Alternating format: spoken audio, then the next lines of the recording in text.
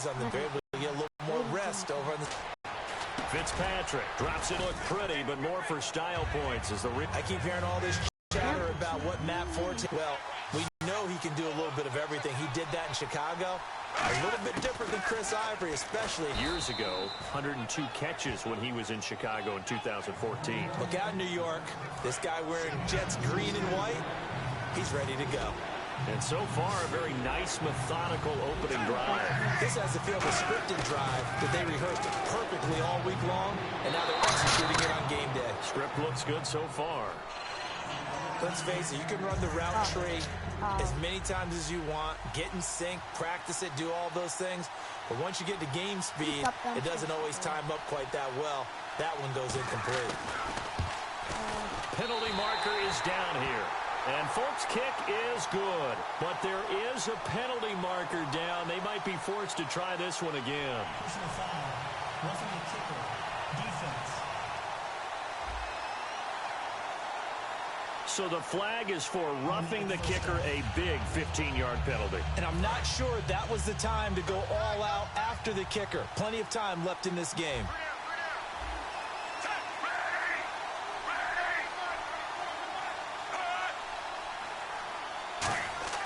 To the air again, Fitzpatrick. And he is going to go down. Back at the 11-yard line. Stephon Tuitt, the former Notre Dame man, in there to bring him down for a loss of 7.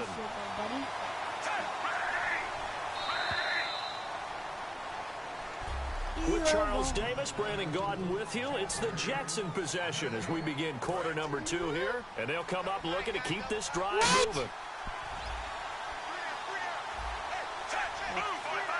Second and goal. Defense digging in again here. Trying to find a lane, but instead he'll get back to the line of scrimmage. And no more. No gain on the play, and it'll bring up a third down. Can this defense get the stop on the opening drive? Here's third and goal.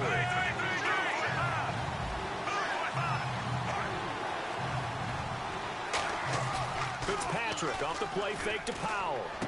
That's caught. And he's going to... Decker, a 9-yard touchdown grab. And the Jets take the ball down the field and score on their opening drive. It's never any fun, Brandon, when you're the defensive team and the first drive of the game, you give up a touchdown. The key is not to get down. Make those adjustments and come back for your next series with the intent of shutting them down. Oh, and you just can't do that. 15 yards on the roughing the kicker call. Absolutely inexcusable. The kicker's in a defenseless position, and he just gets taken out. And that'll carry over the back line of the end zone for a touchback.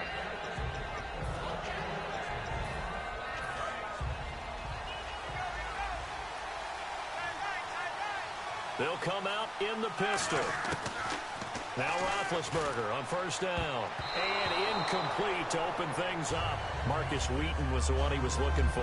Partnered through 2 weeks of the season. What have you thought of the rookie quarterbacks? You know, what made me think of that, Jared Goff did dress last week. Obviously didn't play, but he was on the sideline. But what have you thought of some of the rookie quarterback play? Well, I'm just going to start with Jared Goff because so many people are wondering, hey, how come he's not out there? Well, listen. Carson Palmer, remember when he got drafted #1 overall? Sat for an entire year in Cincinnati. Had to learn the ropes. So sometimes that happens. You bring him along a little bit slower. But Dak Prescott, I'm incredibly impressed with. Not just the poise, but the playmaking ability. And he has Dallas at 1-1 right now. Jacoby Brissett had to come in and play for New England after Jimmy Garoppolo got hurt. Led them to a touchdown drive, and they hung on and won against Miami. And Carson Wentz, the learning curve continues for the rookie quarterback in Philadelphia. You know, when I see passes like that, I'm reminded of something you and I talked about yesterday. Big Ben was a wide receiver the first 3 years of high school, sitting behind the coach's son. And then he finally got that opportunity. I think he's made the most of it. It's always the coach's son, isn't it? But you know where it helps him? When he looks downfield, he knows what the receivers are going to do. He actually has wide receivers' eyes when he's throwing the ball. And that's one of his advantages of a passer, is it not? With his height, setting back there in the pocket, firing it over the middle, he can really see everything clearly. It is, and I know that other quarterbacks get it done different ways, all right? You don't have to be his height to make a great play. But what he does is he takes away having to make those slide steps in the pocket to find angles to throw the ball through. He just throws right over the top of it because he can see everything, and sometimes that saves time and gets the ball to a receiver quicker. Oh. Okay. From the gun, it's Roethlisberger. Green's got it over the middle. And he's brought down after a good gain. 26 yards on the pickup there. And it's good enough for a Pittsburgh first down. So after that big play, let's see if they can catch their defense maybe on their heels. When you're playing a quarterback with some experience and some moxie, you enter the danger zone when you decide to blitz him, because if he gets the diagnosis and get on that play, he can hurt you downfield. He reads defenses so well, doesn't he? He really does, and the best part about that play for him, I don't think that was his primary target. I don't think so either. I think he had the read, figured out where the blitz was coming from, and went to a secondary target for a really nice game. And he keeps this one down to Williams. And he'll be brought down here at the 3-yard line. So many times you hear today's NFL described as a space game. Get your best players into space with the football in their hands. That's why sometimes you just swing it out to your runner, get him out in the flat, and let him have a chance to make people miss an open field. To throw again is Roethlisberger. And he's in. Touchdown, Steelers. D'Angelo Williams from 3 yards out. And the Steelers are an extra point away from tying this thing up.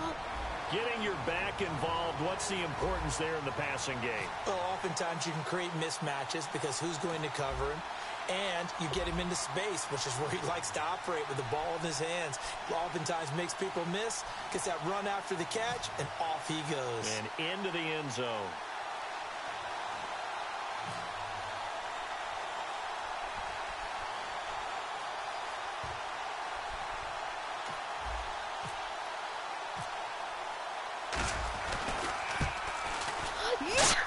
It's good, and we're all tied at 7 apiece. I know how to kick now. I know how to kick. So a tie ball game here as the... That's fielded in the end zone. And he won't return this one. He'll go down to a knee, and they'll start at the 25. The Jets offense making their way back onto the field, and it just really was a great all-around effort Thursday night, week 2 against the Bills for them, wasn't it? It certainly was, and to see how the ball gets distributed from Ryan Fitzpatrick, you know, they always say there's just one football. He acted like there were at least 3, because you expect Eric Decker and Brandon Marshall to get theirs, right? Both of them got over 100 yards. But Quincy Enunwa, how about that performance? Nearly 100 yards in receptions. Fitzpatrick is dealing. Well, while we have a second, let's look at the fantasy football world. Some of those guys that were expected to be elite taken in most leagues round 1. How do you think they fared? My partner, I should be asking you, because I know you exist in this world in a big way, but it looks like the guys at the top of the list are doing pretty well. Odell Beckham Jr., Antonio Brown was a monster in week 1. And Julio Jones, he's coming along really, really well. And then the guys who run the ball, David Johnson in Arizona, boy, catches it, runs it, doing a great job. And don't sleep on Ezekiel Elliott. He had 83 yards and a touchdown. Don't trade him. They're giving him the ball out, that's for sure. And then D'Angelo Williams has been excellent. I think Cameron Hayward's ability to take on blocks, hold the point of attack, and get upfield serves him very, very well. What a nice play there. Yeah, he can take on blocks because he's built like a block. With it is Brown.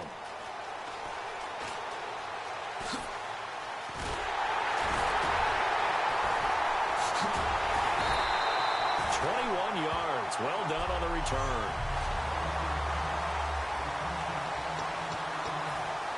And the Steelers set to take the field. And that last drive, a long drive, but not just that. They had a great air attack going. Do they stick with that? I would think that they would, because if they were confident to do it on the last drive, starting backed up in their own territory, why would you change anything? They've got to be confident about what they're presenting and continue to do so. Yeah, because the secondary didn't really look clueless. And that was amazing because that drive went and went, no adjustments and no big plays by the defense to knock the ball away. And he comes back with one complete. A good gain of 14 there, and it moves the chains.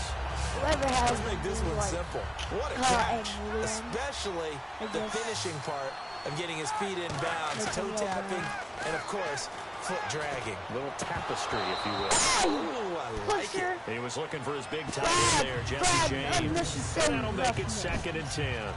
Today's NFL, these big guys are featured receivers. They move them all over the place to try and find good matchups. If they had one, they were just unable to complete the pass.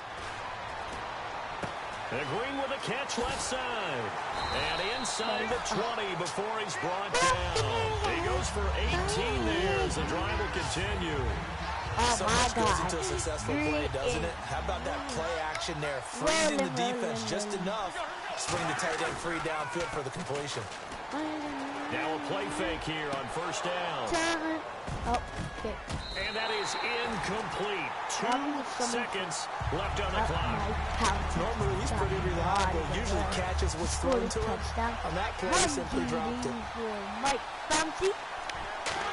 Final play of the half. It's Roethlisberger. And that is incomplete. So and never mind, Larry. These two teams apparently anxious to get back at it. Both teams appear ready for the fight ahead, and we resume action here in quarter number 3. This is taken at the 3. And he will be brought down here at about the 17-yard line. The Steeler offense now with a football first here to begin the 3rd quarter. They have a chance to break our tie here as we get a look at the first drive of quarter 3. And it's such a tone setter, isn't it? Because both sides trying to seize momentum to begin the half. What do they have dialed up that'll give them an advantage to move the ball down? Check something. Yeah, I'll be right back. Download.